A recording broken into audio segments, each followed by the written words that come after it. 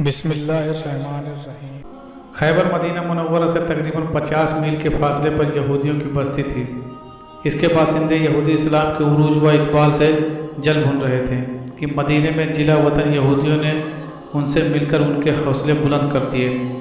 انہوں نے بنی اسد اور بنی غطفان کے بھروسے پر مدینہ کو تباہ و برباد کر ڈالنے کا منصوبہ باندھا اور اس کے لیے مکمل فوجیں تیار کر لی۔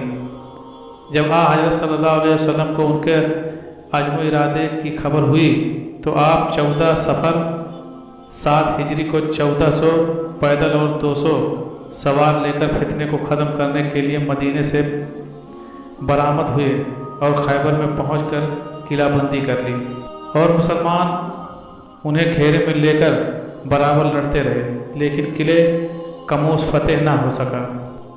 تاریخ طبری و خمیس اور شواہد النبوت پرسٹ 85 میں ہے کہ حضرت صلی اللہ علیہ وسلم نے قلعہ فتح کرنے کے لیے حضرت عمر کو بھیجا، پھر حضرت ابو بکر کو روانہ کیا۔ اس کے بعد پھر حضرت عمر کو حکم جہاد دیا، لیکن یہ حضرات ناکام واپس آئے۔ تاریخ طبری جلد 3 صفحہ 93 میں ہے کہ تیسری مرتبہ جب عالم اسلام پوری حفاظت کے ساتھ حضرت صلی اللہ علیہ وسلم کی خدمت میں پہنچ رہا تھا، راستے میں بھاگتے ہوئے لشکر والوں نے سپہ سالار کی بزدلی پر اجماع کر لیا، اور سالار لشکر ان لشکریوں کو بزدل کہہ رہا تھا۔ ان حالات کو دیکھتے ہوئے حضرت صلی اللہ علیہ وسلم نے فرمایا کہ کل میں عالم اسلام ایسے بہادر کو دوں گا جو مرد ہوگا اور بڑھ بڑھ کر حملے کرنے والا ہوگا اور کسی حال میں بھی میدان جنگ سے نہ بھاگے گا۔ وہ خدا و رسول کو دوست رکھتا ہوگا اور خدا و رسول اس کو دوست رکھتے ہوں گے، اور وہ اس وقت تک میدان سے نہ پلٹے گا جب تک خداوند عالم اس کے دونوں ہاتھوں پر فتح نہ دے دے۔ پیغمبر اسلام صلی اللہ علیہ وسلم کے اس فرمانے سے اہل اسلام میں ایک خاص کیفیت پیدا ہو گئی، اور ہر ایک کے دل میں یہ امنگ موجود ہوئی کہ کل عالم اسلام کی کسی صورت سے مجھے ہی ملنا چاہیے۔ طبری جلد 3 صفحہ 93 میں ہے کہ حضرت عمر کہتے ہیں کہ مجھے سرداری کا حوصلہ آج کے روز سے زیادہ کبھی نہ ہوا۔ مورخین کا بیان ہے کہ تمام اصحاب نے بہت ہی بے چینی میں رات گزاری اور صبح ہوتے ہی اپنے کو حضرت صلی اللہ علیہ وسلم کے سامنے پیش کیا۔ اصحاب کو اگرچہ امید نہ تھی، لیکن بتائے ہوئے صفات کا تقاضا تھا کہ علی رضی اللہ تعالیٰ عنہ کو آواز دی جائے کہ ناگہاں زبان رسالت صلی اللہ علیہ وسلم سے آئینہ علی ابن ابو طالب کی آواز بلند ہوئی۔ لوگوں نے حضور وہ تو اصوب چشم میں مبتلا ہیں، آ نہیں سکتے ہو۔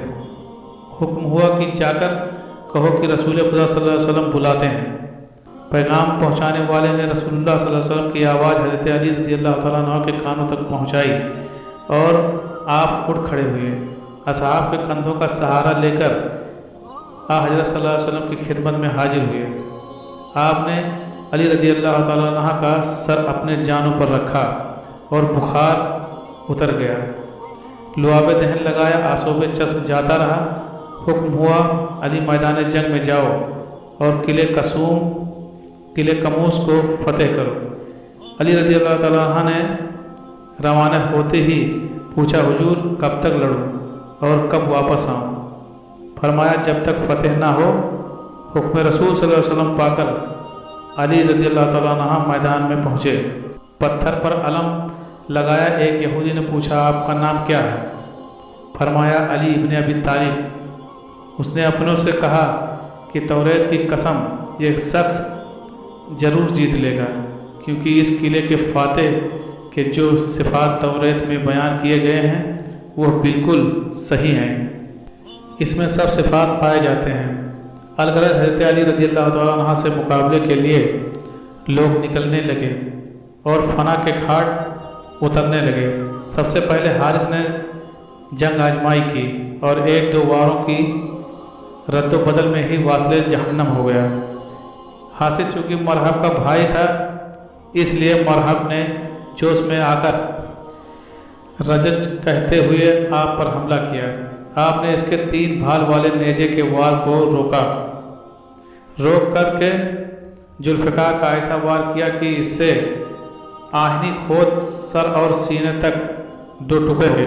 मरने के अच्छे हिम्मतें ख़त्म हो गई थी, लेकिन अंतर रवि यासिर जैसे पहलवान मैदान में आए और मौत के घाट उतरते रहे। आखिर में भगदड़ मच गई। मौरखीन का कहना है कि जंग के बीच में एक शख्स ने आपके हाथ पर एक ऐसा हमला किया कि सिपर छूटकर जमीन पर गिर गई और एक दूसरे यहूदी उसे लेकर भागा। हजरत को जलाल आ गया।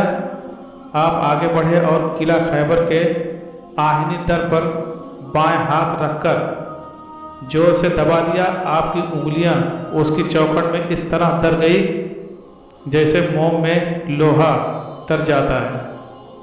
इसके बाद आपने झटका दिया और खैबर के किले का दरवाज़ा, जिसे 40 आदमी हरकत न दे सकते थे, जिसका वजन बरवाद मुआदिज अल नबूवत 800 मन और बरवायत रोजतुल पिरिश 3000 मन था, उखड़कर आपके हाथ में आ गया और आपके इस झटके से किले में जलजला आ गया और सफिया बिनते हई इब्ने अख्तब मुंह के बल जमीन पर गिर पड़ा। चूँकि यह अमल इंसानी ताकत के बाहर था, इसलिए आपने फरमाया, मैंने दरे किले खैबर को कुव्वत रब्बानी से उखाड़ा है। इसके बाद आपने उसे सिपर बनाकर जंग की ओर इसी दरवाजे को पुल बनाकर लश्कर इस्लाम को इस पर उतार लिया।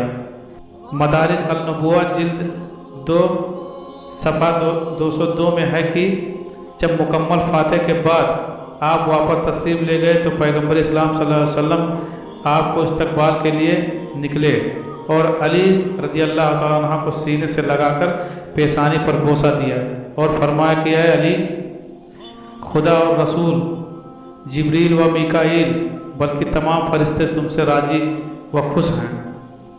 अल्लामा शेख खंदूजी किताब नियाबुल मोदतात में लिखते हैं कि हज़रत सल्लल्लाहु अलैहि वसल्लम ने यह भी फरमाया था कि ऐ अली, तुम्हें खुदा ने वो फजीलत दी है कि अगर मैं उसे बयान करता तो लोग तुम्हारी खाके कदम तबर्रुक समझकर उठाकर रखते।